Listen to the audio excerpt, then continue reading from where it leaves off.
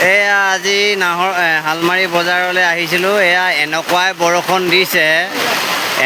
বৰষুণ দিছে কি ক'ব আৰু। এয়া মোৰ দোকানখন এনেকৈ ঢাকি থৈ দিছোঁ আৰু এনেকৈ এয়া পেলাই থৈ দিছোঁ আৰু সাংঘাতিক বৰষুণ। এয়া এনেকুৱা ডাঙৰ বৰষুণ আহিছে মাত্ৰ।